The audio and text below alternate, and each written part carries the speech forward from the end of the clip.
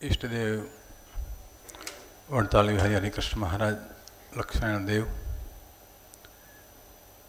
જેમને આપણે શ્રદ્ધાંજલિ સભામાં ઉપસ્થિત થયા એવા અક્ષર નિવાસી પૂજ્યપાદ શ્યામ વલ્લભ સ્વામી, દરેક બ્રહ્મની સંતો, વાલા હરિભક્તો,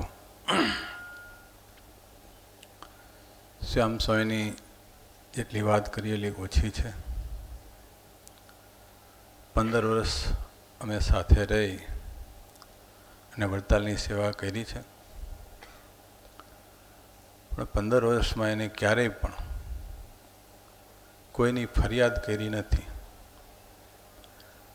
અને બીજું કે બધાને સાથે રાખી એને કોઈની ફરિયાદ કરી નથી અને એની ફરિયાદ 15 વર્ષમાં આવી પણ નથી. બાકી એટલો મોટો વહીવટ હોય, એટલા બધા કામ હોય, ઘણી માથાકૂટ હોય, પણ તોય છતાં એમાંથી રસ્તો કાઢી અને એક પડદા પાછળ ડૂબી અને જો સંપ્રદાયની વડતાલની સેવા કરી હોય તો પૂજ્ય શ્યામ સ્વામી. કાંઈક કેવા મૂકવાનું થાય એટલો બધો વહીવટ હોય એટલે, પણ અમને સંત સ્વામીને એમ કે ભાઈ વાંધો નહીં, એ પોતે આખે થઈ અને અમને સેફ રાખી અને સંસ્થાની સેવા કરી. જ્યાં યશ લેવાનો હોય ત્યાં મને સંત સ્વામીને આગળ કરે, અને કાંઈ અપયશ લેવાનો હોય તો પોતે સહન કરી અને અહીંયા મૂળ મારીને સંત સ્વામી પાસે વાત આવ્યા વિના ત્યાં નીચે લેવલે બધું પૂરું કરી દઈએ ને સરસ મજાનું સારું સેવાનું કામ કરે.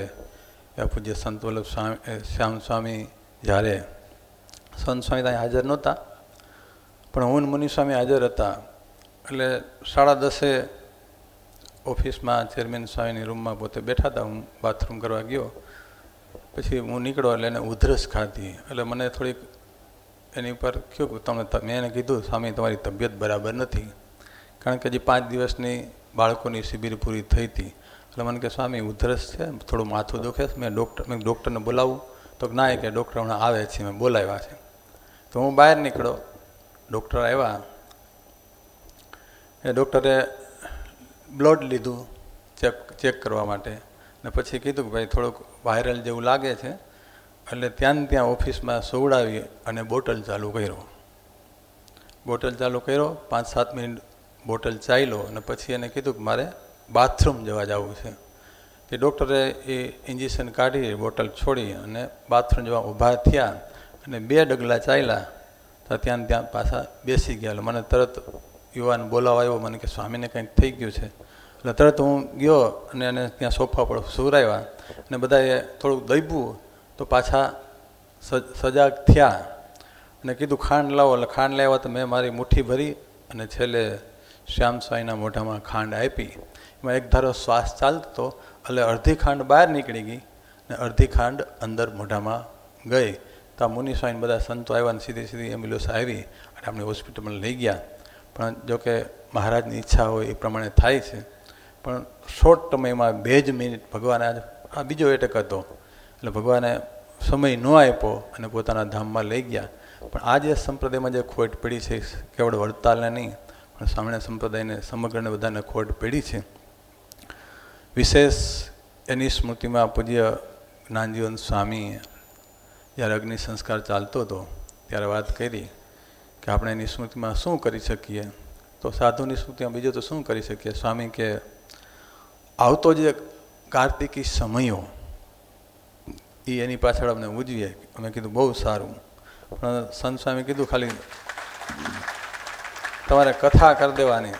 સ્વામી કે કથા નહીં, યજમાન પણ હું જ. એમ હું કહેતા કુંડળધામ અને કાર્યાલય બાગ એ આવતી કાર્તિકી સમયો તારીખ 18 થી 24 નવેમ્બર 2026 વડતાલ ધામને આંગણે બહુ અતિ દિવ્ય પૂજ્યપાદ શ્યામ સ્વામીની સ્મૃતિમાં ઉજવવાનો છે.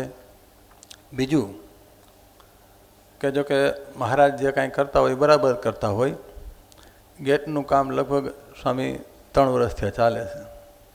એ અમે લગભગ 5 થી 6 મહિનામાં પૂરો કરવાની વાત હતી, પણ હજી સુધી નહીં થયો. એનું કારણ શ્યામ સ્વામીની પાછળ એ ગેટ એની સ્મૃતિમાં એના નામથી જે મુખ્ય ગેટ છે એ પૂજ્યપાદ અક્ષર નિવાસી પૂજ્ય શ્યામ વલ્લભ સ્વામીના સ્મૃતિમાં એ ગેટ પર નિર્માણ થશે, એનું ગેટનું પણ ભવ્યાતિભવ્ય ઉદ્ઘાટન થશે અને વિશેષ આપણે બધા સાથે રહી અને એને વડતાલ સંસ્થાની દિવસને રાત જોયા વિના, શરીરની પરવા કર્યા વિના, એના મુખારવિંદમાં અમે ક્યારેય થાક ન જોયો, ક્યારે આળસ નહીં જોઈ, ક્યારે ઉદાસીનતા ક્યારેય નહીં જોઈ, એવા પૂજ્ય શ્યામ સ્વામી. બાકી ન કરતો શું છે કે એક ઉત્સવ થાય ને ત્યાં તરત માણસ થાકી જાય ને કે હવે મારે આરામ કરવો છે, પણ શ્યામ સ્વામીએ ક્યારેય આરામ ક્યારેય નહીં. એમ 24 કલાક એનું માઇન્ડ મોબાઈલ દ્વારા 5-15 જણા જે હરિભક્તો હોય એને સતત બાળ સભાની પ્રવૃત્તિ હોય, યુવા સભાની પ્રવૃત્તિ હોય, રવિ સભાની પ્રવૃત્તિ હોય, નાના મોટા કોઈ પણ ઉત્સવ સમયા હોય તો કઈ રીતે સારો ઉજવાય, કઈ રીતે ઝાઝા હરિભક્તો એનો લાભ લઈ શકે. બાકી વડતાલ તો વડતાલ જ છે, પણ જ્યારથી શ્યામ સ્વામીએ વડતાલમાં સેવા કરવા એવા પછી વડતાલની આખી કંઈક રોનક અલગ છે. વડતાલને જો ધગકતું અત્યારે હાલમાં કરનાર હોય તો પૂજ્ય શ્યામ સ્વામી છે. અમે અને સંત સ્વામી તો નામ છે અમારા બેનું, પણ આ દાખલો, આ મહેનત, આ સેવાનું પરિણામ છે. એને કારણે આ બધી અત્યારે રવિ સભા હોય, અત્યારે જે આ માહોલ છે એ પૂજ્ય સંત શ્યામ સ્વામીને આભારી છે. તો એ આ ખોટ છે એ કોઈ પૂરી શકે નહીં. બસ હરિકૃષ્ણ મહારાજના ચરણોમાં પ્રાર્થના કરીએ એના જેવા ગુણ છે એ આપણામાં આવે એટલું કહીને વિરમું.